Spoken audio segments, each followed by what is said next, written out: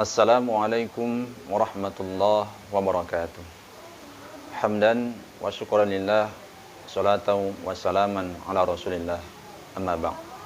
Pertama, mari kita bersyukur kepada Allah Subhanahu wa taala atas segala karunia nikmat Allah yang telah Allah berikan kepada kita. Salawat salam marilah kita hadiahkan ke ruh junjungan kita baginda Nabi besar Muhammad sallallahu alaihi wasallam. Allahumma shalli wa sallim alaihi. Mudah-mudahan termasuklah kita nantinya umatnya yang akan mendapatkan syafaat. Amin. Ma'asyiral muslimin rahimakumullah dimanapun berada. Di dalam kitab I'anatul Talibin pada bab Luqatah karya Syekh Abu Bakar bin Muhammad Syata Ad-Dimyati yang wafat pada tahun 1302 Hijriah. Dikisahkan ada salah seorang sahabat yang bernama Abu Dujana. Sahabat tersebut adalah orang yang sering ikut berperang bersama Rasul. Terakhir beliau wafat pada perang Yamamah ketika memerangi nabi palsu yang bernama Musailamah Al-Kadzdzab. Pada ketika sholat subuh berjamaah bersama Rasulullah dan sahabat lainnya, Abu Dujana selepas sholat pulang ke rumah. Rasul memperhatikan apa yang telah dilakukan oleh Abu Dujana. Begitu juga pada hari berikutnya, Abu Dujana juga melakukan hal yang sama. Selepas sholat, pulang ke rumah, tidak berzikir, tidak berdoa kepada Allah Subhanahu wa taala. Akhirnya Rasulullah SAW memanggil Abu Dujana.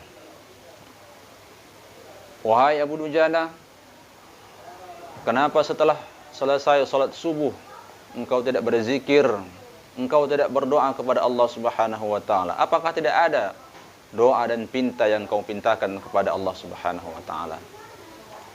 Mendengar pertanyaan Rasul, Abu Dujana pun menjawab, "Ya Rasulullah, kami adalah keluarga yang miskin. Kami sering kekurangan makanan di rumah. Selepas sholat subuh, aku pulang bergegas ke rumah karena aku khawatir anakku terbangun. Di samping kami ada seorang tetangga yang memiliki pohon kurma yang sedang lebat buahnya. Setiap pagi, pohon kurma tersebut pun jatuh ke rumah kami. Ketika itu anakku terbangun, aku khawatir dia makan buah kurma tersebut yang belum tentu diridhoi oleh yang pemilik kurma tadi." Mendengar hal tersebut, Abu Dujana juga mengkisahkan bahwa pernah suatu ketika, "Ya Rasulullah, aku pulang terlambat ke rumah. Kulihat anakku telah terbangun. Kemudian dia telah memakan pohon kurma, memakan buah kurma tadi. Sehingga aku pun bergegas mendatangi anakku tersebut. Kupanggil, kemudian kukorek makanan yang telah ia makan di dalam mulutnya.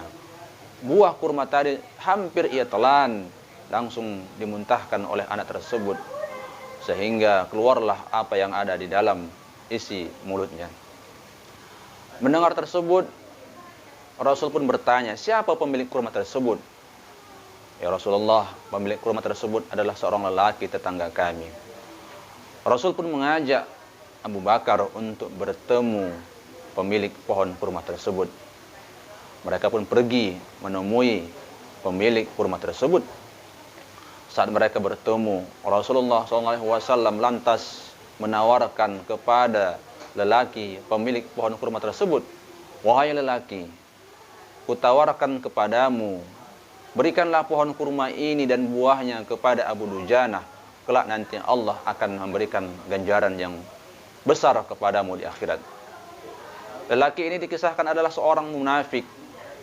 Mendengar tawaran Rasul, bukannya malah bangga dan senang, bahagia, tapi beliau menolak karena tidak menerima tawaran Rasulullah SAW. Lantas Abu Bakar menawarkan, "Wahai lelaki, kubayari 10 pohon kurma. Pohon kurmamu ini dengan harga 10 pohon kurma terbaik di tempat ini, di Madinah ini." Mendengar hal tersebut, lelaki tersebut pun merasa senang dan bahagia karena mendapatkan tawaran pohon kurma yang ia miliki dengan harga 10 kali lipat. Mereka pun bertransaksi. hingga akhirnya Abu Bakar membayari pohon kurma tersebut kepada lelaki pemilik pohon kurma tersebut dan menyerahkannya kepada Abu Dujanah. Tetapi di dalam hati pemilik kurma tersebut, aku mendapatkan dua keuntungan. Pertama, aku telah mendapatkan uang dari menjual pohon kurma tersebut kepada Abu Dujanah. Sedangkan yang kedua, pohon kurma tersebut masih berada di